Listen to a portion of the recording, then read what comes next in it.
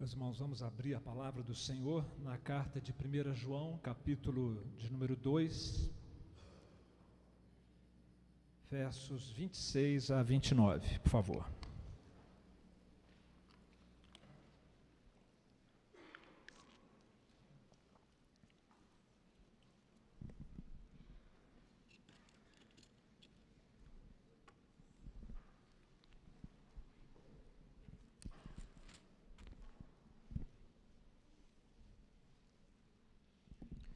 Primeira carta de João, capítulo 2, versos 26 a 29.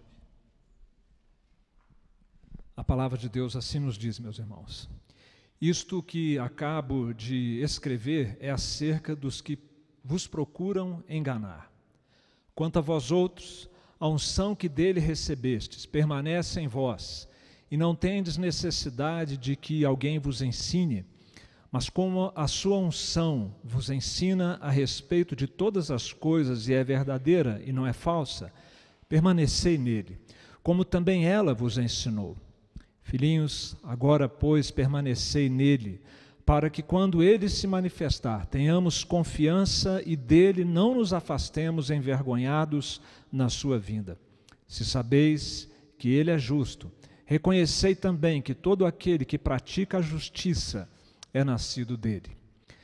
Pai querido, nós pedimos que nos ajude na nossa pequena fé e até na nossa falta de fé, para que nós sejamos capazes de crer que o Senhor fala conosco através da sua palavra, mesmo por meio de vasos de barro. Pedimos, ó Deus, que o Senhor nos instrua, nos alimente e que a palavra do Senhor seja vida, pão, alimento para a nossa alma nessa hora. Em nome de Jesus oramos. Amém. Meus irmãos, há um artigo publicado pela revista Cristianismo Hoje, na sua versão digital, de um ano atrás, 1 ano e 1 mês atrás, coisa muito recente, intitulada A Raiz do Problema, fazia um levantamento sobre o que acontece com jovens das igrejas evangélicas, que com o passar dos anos vão deixando as igrejas. E a matéria não era nada otimista.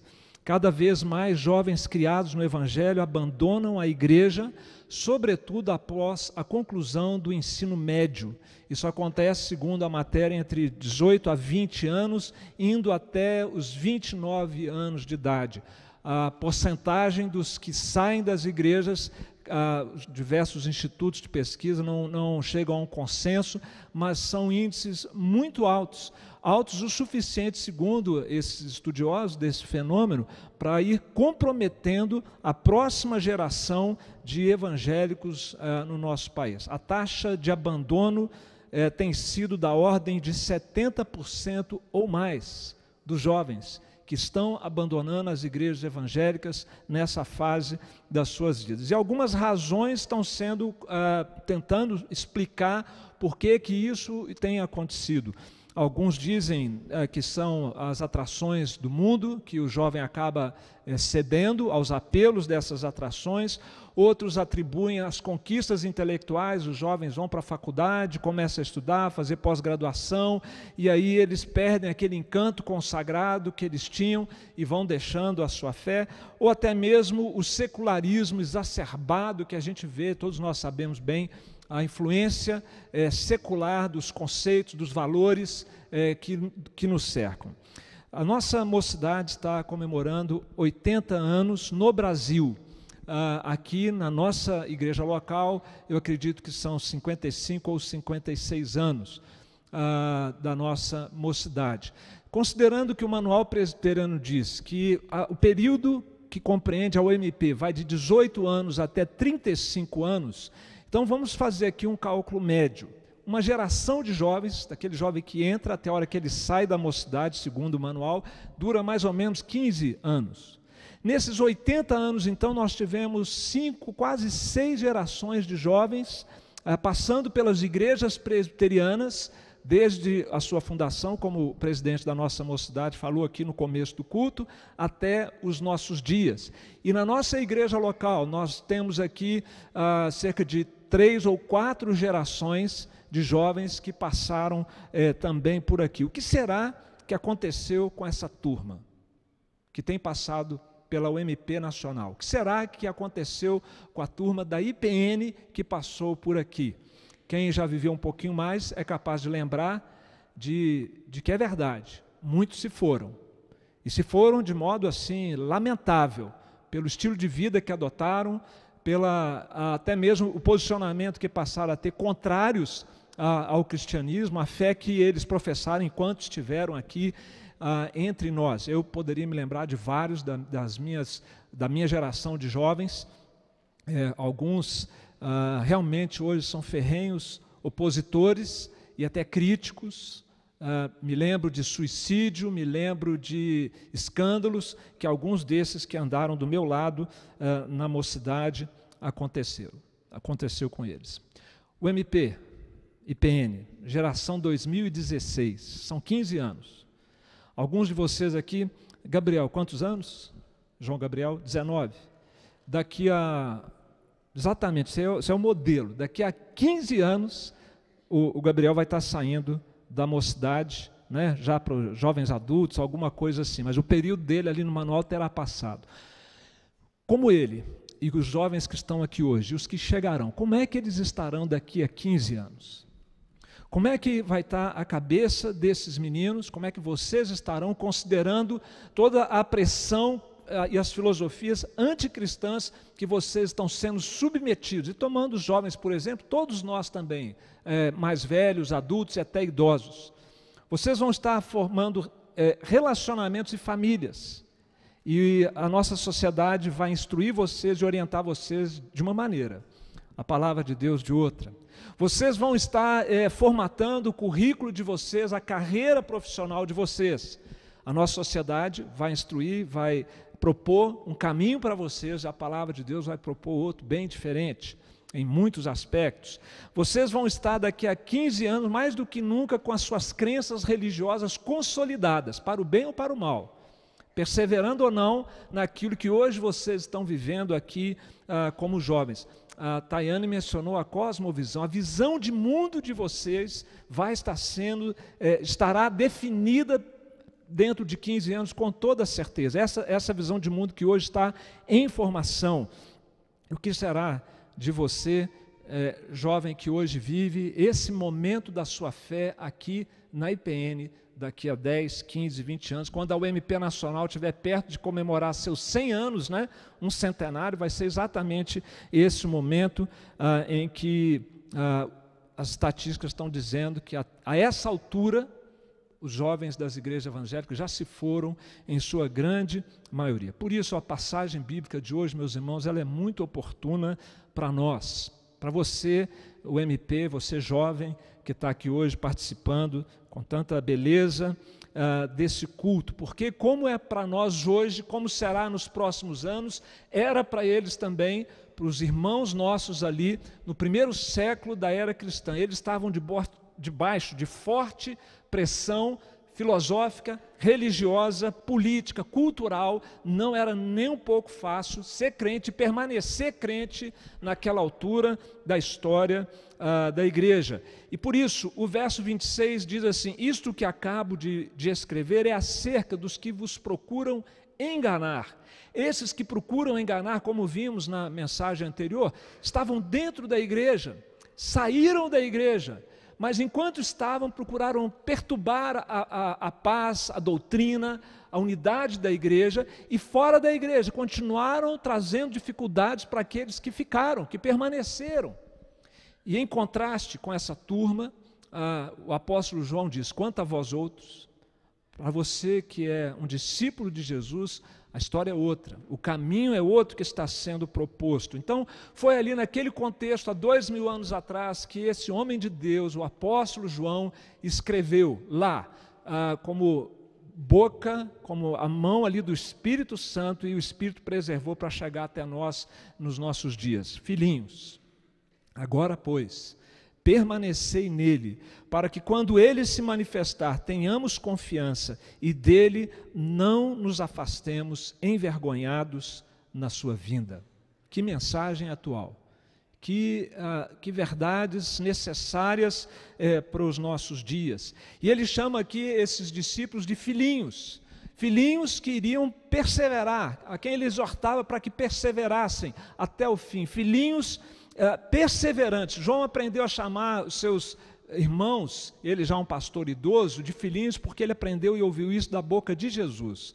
Foi assim que Jesus se referiu aos seus discípulos quando ele propôs a eles a sua lei, a lei de Cristo, amar a Deus sobre todas as coisas e ao próximo como Jesus nos amou. Está naquele contexto essa expressão de Jesus. O que nós precisamos para os filhinhos de hoje, que somos nós, os discípulos de Jesus, perseverarmos até o fim da nossa vida e não entrarmos para essa estatística dolorosa, lamentável daqueles que se desviam, daqueles que abandonam a igreja. Será que nós precisamos ser mais atrativos no nosso culto, né? Mais descolados, né? Será que nós precisamos ser mais modernos na nossa abordagem do Evangelho?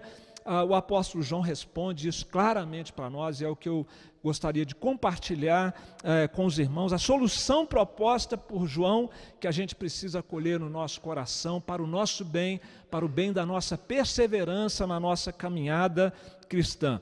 Se eu pudesse colocar aqui numa frase o pensamento desta passagem do apóstolo João, inspirado pelo Espírito Santo, é que os filhinhos perseverantes serão aqueles que tiverem uma experiência pessoal com Deus. Isso parece óbvio. Se fosse tão óbvio, não tinha tanta gente saindo da igreja assim, apesar de parecer que é. Filhinhos perseverantes são aqueles que tiverem, que cultivarem um relacionamento, uma experiência pessoal com Deus ao longo da sua caminhada. E como é que a gente pode saber que nós estamos nessa caminhada como deveríamos? João nos dá aqui os indicadores, não para a gente ficar vigiando e fiscalizando quem tem e quem não tem a experiência, mas para a gente fazer uma autoavaliação e tomarmos as providências que forem necessárias. O primeiro indicador que nós encontramos aqui, eu vou pedir licença aos irmãos de não seguir exatamente na ordem como está o texto, mas procurando trazer as ideias principais. O primeiro indicador para a gente perseverar é preciso ter uma aliança pessoal com Jesus. No verso 27 ele fala disso, de permanecer nele, e no verso 28 fica ainda mais claro: filhinhos, agora pois, permanecei nele. Essa expressão permanecer nele, ela merece a nossa atenção, porque só pode permanecer em Cristo, a pessoa a quem o texto bíblico se refere, quem estiver em Cristo. Não tem como permanecer se primeiro você não estiver. Essa é uma expressão que quem não está acostumado a ler a Bíblia pode estranhar, mas quem já leu a Bíblia viu isso várias vezes na pena do apóstolo Paulo. Várias vezes ele fala de estar em Cristo, e João usa uma expressão semelhante, que é permanecer em Cristo. Para estar em Cristo, para dar o start, para dar o começo na nossa caminhada com Jesus, nós temos que ter uma aliança pessoal com Jesus. George Led, que é um teólogo já falecido, mas que defendeu e assim, promoveu muito a doutrina do reino inaugurado, do reino escatológico de Cristo já inaugurado. O reino de Deus já está entre nós. Essa era a ideia bíblica que ele ajudou a promover. Ele diz que estabelecer uma comunhão com Jesus que não pode ser quebrada é estar em Cristo. Estar em Cristo é você ter uma comunhão, é um relacionamento com Jesus. E fazer isso de modo consciente para sempre, por toda a nossa vida. Trata-se de ter com Jesus uma comunhão, e por isso a Bíblia chama essa comunhão ou essa aliança de eterna, porque ela é inquebrantável. Quem se dispuser a ter com Jesus uma aliança, precisa saber que isso é para a vida toda, aqui e por toda a eternidade. O autor de Hebreus diz isso no capítulo 13, verso 20, quando ele diz: Jesus nosso Senhor, o grande pastor das ovelhas, pelo sangue da eterna aliança, vos aperfeiçoe em todo o bem. O primeiro aspecto, o primeiro indicador então dessa experiência é esse. Você entendeu? Você está em Cristo. É algo que para você, é claro, é cristalino, que você tem com Jesus uma aliança. Para que isso aconteça, você tem que entregar a sua vida inteiramente, completamente, ao governo de Jesus. Tem muita gente que quer a salvação, quer o céu, mas não quer ter o governo de Jesus sobre a sua vida. Essa é a maior dificuldade que nós enfrentamos na evangelização.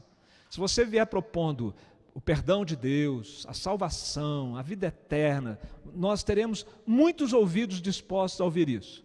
Mas se a gente vier falando de entregar a vida, o governo da vida, a direção da vida, a vontade pessoal ao governo e à vontade de Jesus, a coisa então muda totalmente. Agora, não há a menor garantia de que eu ou você vamos estar no caminho daqui a 1 ano, 10, 15, até o fim da nossa vida, sem essa experiência pessoal. A experiência pessoal de estar em Cristo, de ter uma aliança pessoal com Jesus Cristo, fruto de uma entrega da nossa vida ao Senhor. Mas há um segundo indicador que nós vamos encontrar aqui, que é a experiência do novo nascimento, que decorre da primeira experiência. Na verdade é uma experiência só, mas o novo nascimento é o resultado da nossa entrega pessoal ao Senhor Jesus. E John Stott, que foi o mestre dos pastores, né, não só, mas principalmente nos últimos 50 anos, ele disse a esse respeito o seguinte: esse nascimento, o novo nascimento, proveniente de Deus, é a única coisa que torna possível aos homens conhecer a Deus e permanecer nele. Para permanecer, para sermos filhinhos perseverantes, é condição indispensável a experiência do novo nascimento. E o texto que nós lemos nos informa que o novo nascimento é um milagre de Deus na nossa vida. O verso 29, você deve estar com a sua Bíblia aberta, ele diz assim: se sabeis que ele é justo, reconhecei também que todo aquele que pratica a justiça é nascido dele. Essa é uma expressão tipicamente do apóstolo João, seja no Evangelho, porque na verdade ele ouviu isso de Jesus, seja nas suas cartas. Ser nascido de Deus é a maneira como ele encontra para falar, para descrever o novo nascimento. Há uma geração que é humana, que é o nascimento nosso natural, nosso nascimento, vamos dizer assim, carnal, né? Do corpo e da alma, do sangue, dos nossos pais, mas para quem faz uma aliança com Jesus, há uma segunda possibilidade, não de uma geração humana, mas de uma geração divina, não de um nascimento natural, mas de um nascimento sobrenatural, um nascimento espiritual, e tudo está ligado com Deus, porque o primeiro nascimento é Deus quem dá o fôlego da vida para a gente, não é verdade? E o novo nascimento é Deus quem nos dá também da sua natureza. A semente divina, ela é implantada dentro de nós. O que é isso? É o caráter santo de Deus, né? que ama a Deus, que ama as coisas de Deus. Deus coloca dentro de nós. É um milagre. Ser nascido de Deus é algo que Deus faz na nossa vida. Aquele que antes era o nosso Criador, agora nos coloca numa relação diferenciada com Ele. Ele se faz nosso Pai, não apenas nosso Criador. E Ele faz de nós, pecadores como nós somos, sem nenhum merecimento, Ele nos faz seus filhos, nos torna seus filhos. Esse é um ensino bíblico que as pessoas têm muita dificuldade de aceitar, porque acreditam que Deus é pai de todo mundo e todo mundo é filho de Deus, né? Deus é brasileiro, são aqueles ditados, né, que todo mundo aceita como válidos, mas que não tem o menor fundamento. Deus não é pai de toda a criatura, mas Ele se torna pai, Ele se faz pai daqueles que fazem com Jesus uma aliança. E lá no Evangelho de João isso ficou claro quando João mesmo dá o seu depoimento a respeito de Jesus, no capítulo 1, verso 11, ele diz: Jesus veio para o que era seu, o povo judeu, mas os seus não o receberam. Todos quantos o receberam, ou a todos quantos o receberam, deu-lhes o poder, Deus deu-lhes o poder de serem feitos filhos de Deus, a saber, os que creem no seu nome, os quais não nasceram do sangue, nem da vontade da carne, nem da vontade do homem, mas nasceram de Deus. Percebe o mesmo ensino ecoando lá na carta de 1 João? Uma coisa é nascer do homem, outra coisa é nascer de Deus. E para nascer de Deus, tem que crer em Cristo, confiar nele, fazer com ele uma aliança. Então Deus faz esse milagre na nossa vida. Mas Deus não apenas, o novo nascimento não apenas nos coloca numa nova relação com Deus, mas nos coloca numa nova possibilidade de vida. E eu vou citar novamente o George Led aqui, quando ele diz que, pelo novo nascimento, o crente passa a ter uma nova dinâmica em sua vida, um novo poder que entrou na sua personalidade e que acaba refletindo em mudança de vida. É uma nova dinâmica de vida, uma nova natureza de vida que Deus faz em nós. E ele complementa dizendo, o Filho de Deus, que somos nós então, que temos uma aliança com Jesus, encontra uma nova orientação da sua vontade. Deus muda lá dentro, a nossa disposição, a nossa vontade, os nossos valores, e esse crente então passa a ter prazer em fazer a vontade de Deus, amar a Deus, servir a Deus, deixar o pecado de lado e procurar a retidão que é característica de Jesus Cristo. Por isso muita gente está saindo das igrejas, porque é crente, é evangélico, mas não nasceu de novo.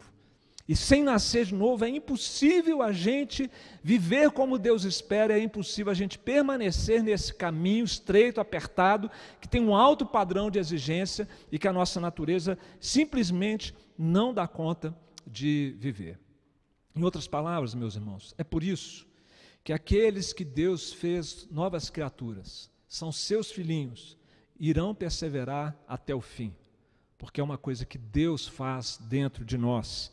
E o novo nascimento vai além de fazer um milagre em nós, e como parte desse milagre, nós passamos a ser os portadores da unção do Espírito Santo, da unção de Deus dentro de nós.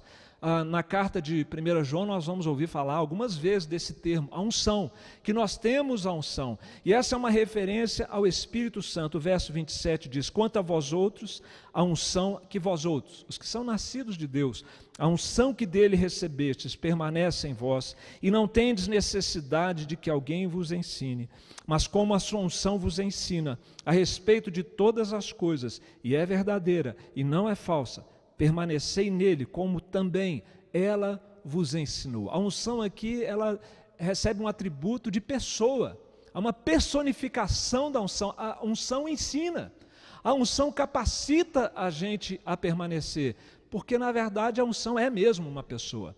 É o Espírito Santo de Deus que nós recebemos como uma dádiva de Jesus quando fazemos uma aliança, por isso nascemos de novo. Vejam que está tudo aqui entranhado, é uma experiência só mesmo na vida do pecador, é uma experiência que é permanente, acabamos de ler aqui, não se perde a unção, não é algo que por causa dos nossos pecados, das nossas fraquezas, a gente perca essa unção, perca essa presença do Espírito Santo. Se isso pudesse acontecer, todos perderíamos, porque todos pecamos, somos indignos dessa unção, mas a unção que dele recebestes permanece em vós, e essa unção, o Espírito Santo nos dá autonomia para nós assimilarmos, discernirmos a verdade.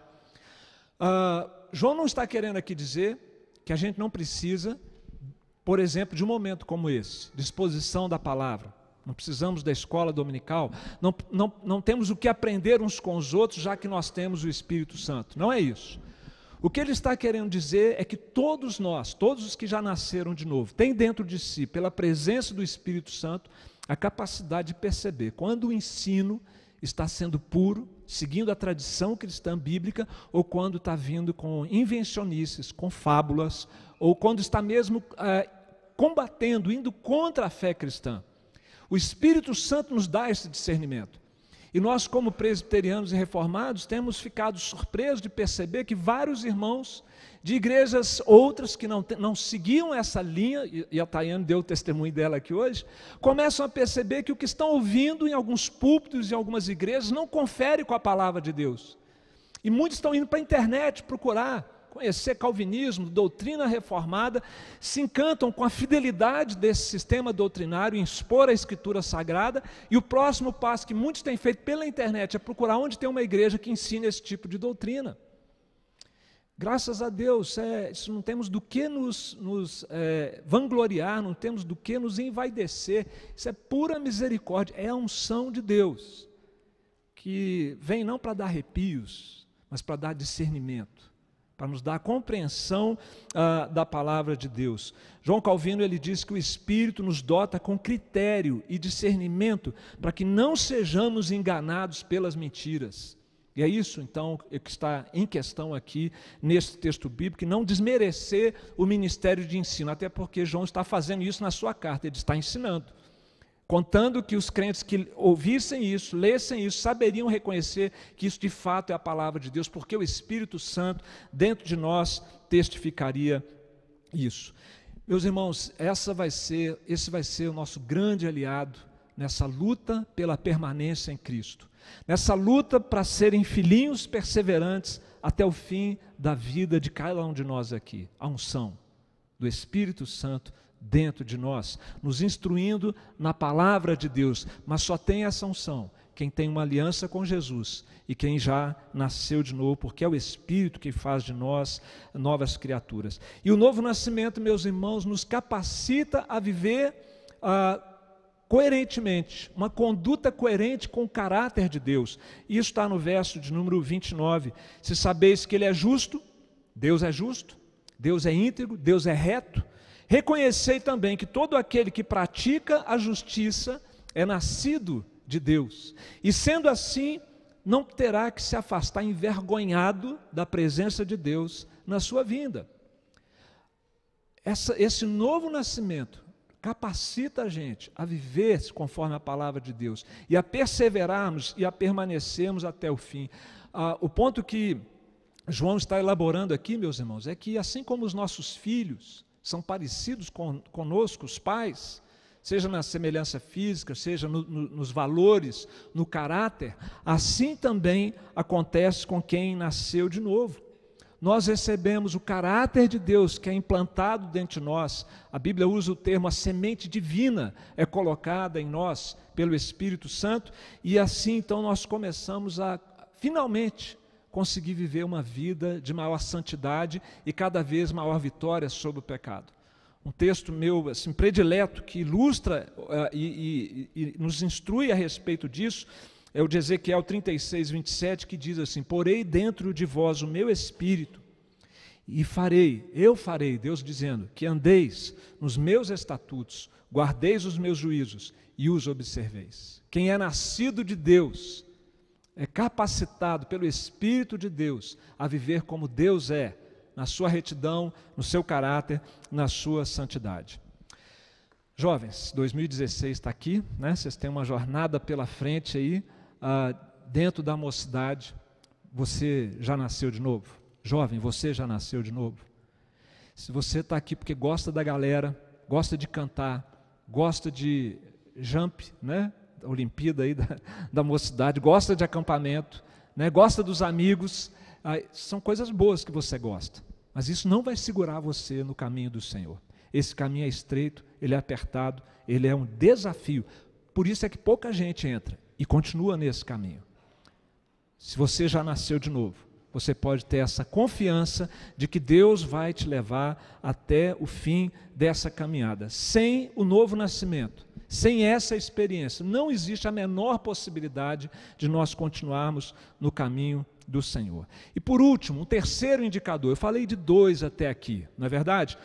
O primeiro indicador tem a ver com o fato, ou o segundo, de nós sermos nascidos de novo, e o primeiro tem a ver com o fato de termos uma aliança com Jesus. Veja que João não está dando uma receita mirabolante, né, de fazer uma liturgia mais sofisticada, mais elaborada, de fazer isso, fazer aquilo, de ser bastante criativo. Ele está pregando, ensinando arroz com feijão, mas é o que sustenta o crente nesse caminho até o fim, e o que diferencia daqueles que saíram do nosso meio, que se apostataram da fé, e alguns inclusive se tornando inimigos da fé cristã. O terceiro e último indicador é viver à espera da volta de Jesus. Filhinhos, versículo 28. Agora, pois, permanecei nele, para que quando ele, Jesus, se manifestar, tenhamos confiança, e dele não nos afastemos envergonhados na sua vinda. Essa é um estilo de vida, uma experiência pessoal que vai nos ajudar a permanecer no caminho. Quem confirma esse pensamento é Calvino também, quando ele diz que a nossa fé não pode persistir enquanto ela é abalada diariamente por tantas ondas, a menos que ela, a fé, contemple a vinda do Senhor. Porque quando Jesus voltar, meus irmãos, muitas coisas vão acontecer. E por causa da importância da vinda de Jesus para a nossa permanência, é que nós percebemos a ênfase que o Novo Testamento dá na volta de Jesus. Não sei se você sabia, eu acho que não, deixa eu compartilhar com você. 1 a cada 25 versículos do Novo Testamento falam da volta de Jesus. 318 menções são feitas em 260 capítulos do Novo Testamento, mais de uma menção por capítulo, na média. E 23 dos 27 livros do Novo Testamento falam da volta de Jesus, com exceção de 4, por situações muito peculiares desses 4 livros, que não vêm ao caso aqui agora. E por que tamanha ênfase do Novo Testamento, meus irmãos? Porque na volta de Jesus, todos nós vamos prestar contas daquilo que fizemos de Jesus na nossa vida. E isso deveria, então, nos fazer estar alertas, conscientes, responsáveis, para com a maneira como nós estamos recebendo a palavra de Deus e como nós estamos reagindo à palavra de Deus na nossa vida. Quando ouvimos falar de aliança com Jesus, quando ouvimos falar de novo nascimento, quando ouvimos falar da importância da volta de Jesus, o que nós fazemos a respeito dessas verdades? Elas nos confortam, elas nos consolam, nós amamos essas verdades ou nós as ignoramos e damos de ombro para elas? Na volta de Jesus, nós vamos prestar contas, mas também na volta de Jesus nós vamos ser recompensados pela nossa fidelidade para com o Senhor Jesus. Quem permanecer, quem atravessar o que vier pela frente, amparado pela graça de Deus, claro, até o fim, será recompensado. E por isso a volta de Jesus é um fator de estímulo para a nossa permanência. A Bíblia fala que todos nós vamos comparecer perante o tribunal do Senhor. E todo joelho vai se dobrar diante de Jesus. Acreditando ou não acreditando que Jesus existe, que Ele vem, não interessa, isso vai acontecer para todos. E segundo João, alguns vão se ajoelhar envergonhados diante de Jesus. E serão muito envergonhados aqueles que estiveram no nosso meio e se foram. Porque a Bíblia diz que aquele a quem muito foi dado, muito será exigido. E aquele a quem muito se confia, muito mais lhe pedirão. Que isso não aconteça comigo nem com você. Que, pela misericórdia de Deus, nossos ouvidos estejam ouvindo o que o Espírito Santo diz através da sua palavra. Que a gente não deixe para depois ter essa aliança, que a gente não deixe para depois o novo nascimento e que a gente não viva inconsequentemente à luz da vinda de Jesus. Mas, por outro lado, muitos outros também vão estar ajoelhados ali também na presença de Jesus, mas como diz 1 João diz aqui no texto de hoje, confiantes, seguros de que estarão sendo acolhidos e recebidos pelo Senhor Jesus, porque não negaram a sua palavra, não negaram a Jesus, não negaram a existência de Jesus, não negaram a obra de Jesus na cruz e não negaram o direito que Jesus tem sobre todos nós de ser o Senhor da nossa vida, sobre cada centímetro quadrado da nossa vida, todas as áreas da nossa vida e da sociedade humana como um todo. Jesus tem direito de ser Senhor e será de fato, finalmente, quando a sua longanimidade tiver um fim e chegar a hora então desse grande julgamento. A raiz do problema, por que jovens estão se afastando das igrejas evangélicas e por que isso não vai acontecer com a nossa mocidade? Segundo o mesmo artigo, a causa não é esse negócio de atração do mundo, de secularismo, isso sempre existiu e sempre vai existir.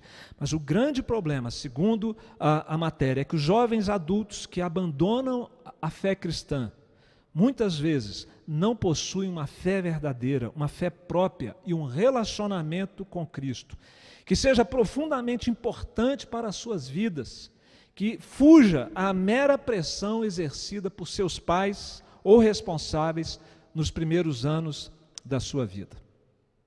Muita gente está na igreja porque não tem opção, porque às vezes é obrigado, mas quando a gente tem um relacionamento pessoal com Jesus, então nós perseveraremos. Filhinhos, perseverantes, são aqueles que têm uma experiência pessoal com Deus. Daqui a 15 anos, pastor Obedes, pastor Walter, eu, Marcos Alexandre vai um pouquinho depois, vamos estar jubilando. Nós vamos estar aposentando, você acredita nisso? Compulsoriamente, como é na igreja presbiteriana, por volta aí dos 70 anos, não tente fazer as contas agora.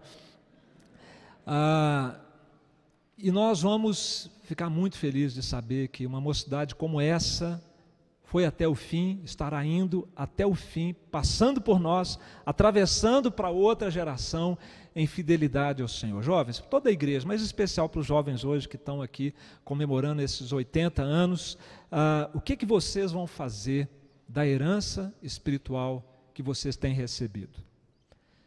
Dos seus pais, dos seus professores de escola dominical, seus pastores, seus conselheiros que estão aí ano após ano investindo na vida de vocês. O que vocês vão fazer dessa herança da sua igreja, a igreja IPN, quando você estiver caminhando já para a maturidade ali, né, beirando um quarentão, se tornar um quarentão ou uma quarentona? Eu quero deixar essa palavra para vocês. Sejam filhinhos dóceis.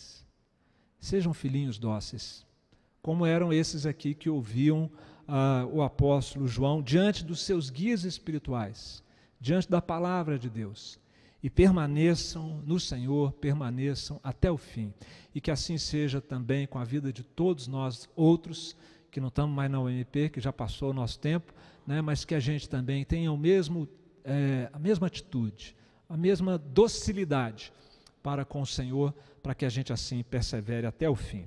Nós vamos ouvir ainda o conjunto Amor Maior,